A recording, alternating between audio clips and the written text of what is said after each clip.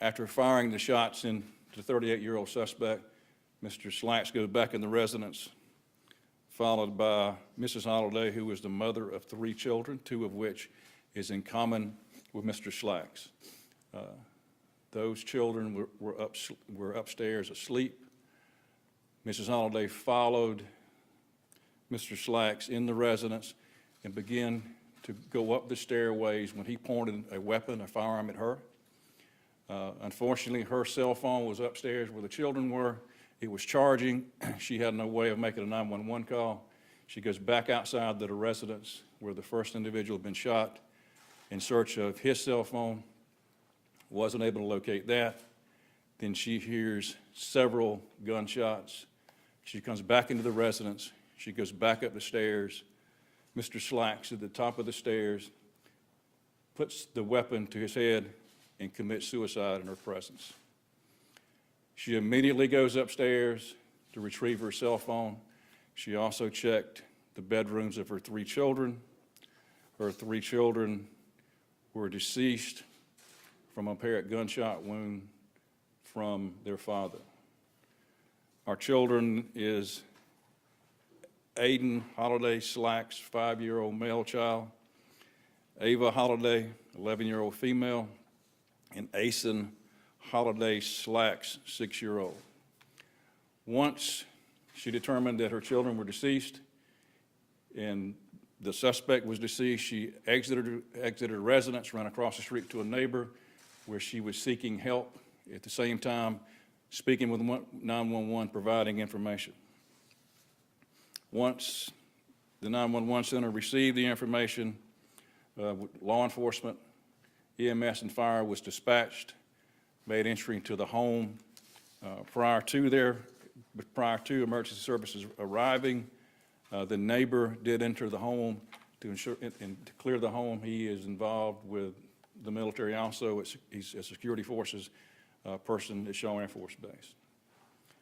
Once it was determined by the neighbors that all the children were deceased, we had an individual, a victim in the backyard shot, and the suspect died of a self-inflicted gunshot wound, apparently based on what we found at the scene. Law enforcement arrived, secured the scene. EMS transported our 38-year-old male to Prisma Toomey Hospital, where he died as a result of his injuries. I'm going to ask Coroner Baker now if he can come forward and provide some insight of where we go from here, and then I'll come back and we can attempt to answer any questions that you all may have for us. Again, I'm Mr. Baker. I'm the coroner here in Sumter. The autopsies for the individuals that deceased, one will be done tomorrow morning at MUSC in Charleston.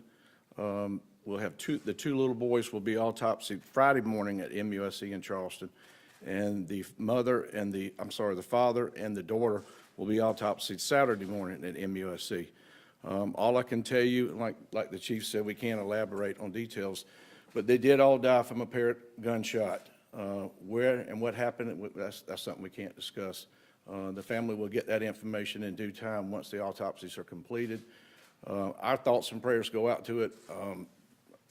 The work they did last night, we all were out there probably 6 o'clock this morning.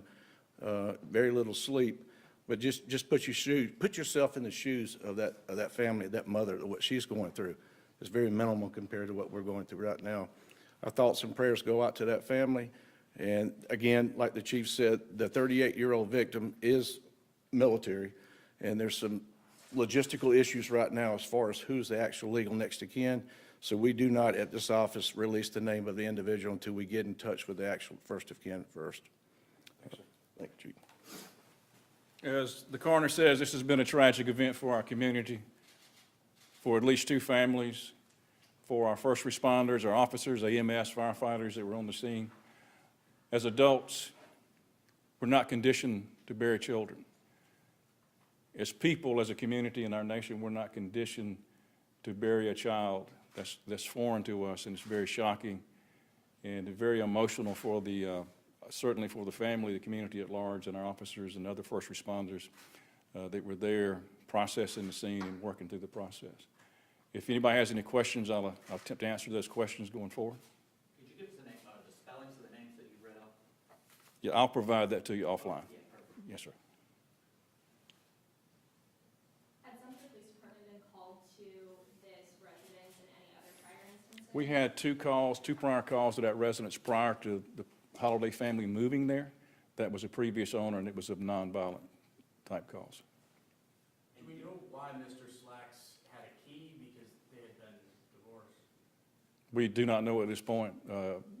We theorize that they did share custody of the children to some degree, but why he still had the key, we don't know at this point. Would you happen to know how long they had been separated for, divorced for? I do not. But it was for sure he was ex. Say again, sir? They were for sure divorced, though. Correct. Yes, I don't know the length of time. Can you confirm that Mr. Slacks is also a former military? It is my information that he is, yes, sir. Chief, can you speak to the family, whether they are from Sumter, whether they were from elsewhere? We're a very transient community because of the military. There were members of the military. Based on the information I have, none were citizens or residents of our county long-term. They came here through the military. Can you speak, I guess, to the fact that Sumter is a military town and the fact that something like this happened with military members? I will say that the city of Sumter, Sumter County, has been associated with the military since World War II, when Shaw Air Force Base was Shaw Field. Around 2009, the 3rd Army that was in Atlanta migrated to Shaw Air Force Base and Sheriff's property. It's now RCENT. Based on what you said about connected to the military and this type of incident, this could happen in any community, unfortunately. This could happen in any family setting, unfortunately.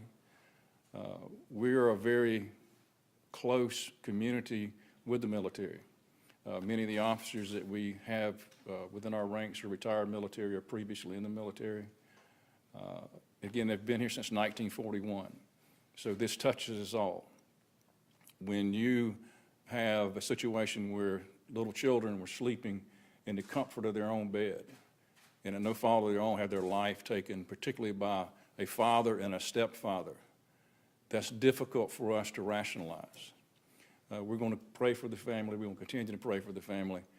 But I would not categorize it as just related to military. It could happen in any setting, any place. What is the relationship, do we know the relationship between Mrs. Holiday and the 38-year-old man? Just co-workers. They had no relationships outside of being co-workers. Do we have any indication as to motive at this point? It's domestic related, obviously. Beyond that, we're still continuing to investigate. And did the father leave any indication as to why he did this? Say again? Did the father leave any indication as to why he did this? Still, we're in the very early stages. Something may avail itself in the future, but at this juncture, we don't know if anything was left behind. Have you guys, or any detectives, spoken to Miss Holiday? What is she in a good mental state right now? What is she doing right now? To say Mrs. Holiday is in a good mental state when she just lost 3 children, that's hard to connect. We've got a mother that is in her own home, and an individual who she had a relationship with at one point, had a trust with, who shared 2 children with that they brought into this world. She is distraught. Too far as us to speak to how she is mentally. I think anybody that has children, anybody that has empathy related to a child dying so violently could understand how that mother is feeling. We could never understand it directly, but we do understand it's a traumatic time for the family. Do we know if the father was diagnosed with PTSD or anything else?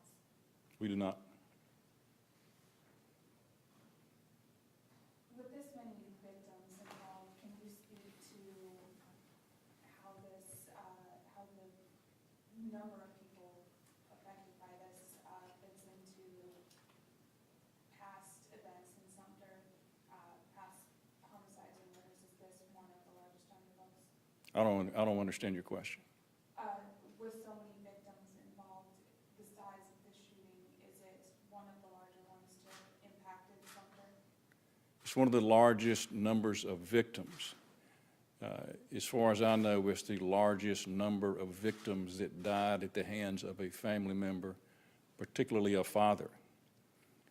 So when you connect Shaw Air Force Base, which is AFCEN, the Army side, which is ARCEN, and about 100,000 people that lives in this community, it has a huge ripple effect to the emotions of all of us as citizens and as parents. All right, we'll hopefully by the end of the day have a report ready for you guys that we will provide. Ms. McGirt will do that, and I'll ask you to ask your audience to continue to pray for the family, pray for the community, and thank you all for coming in.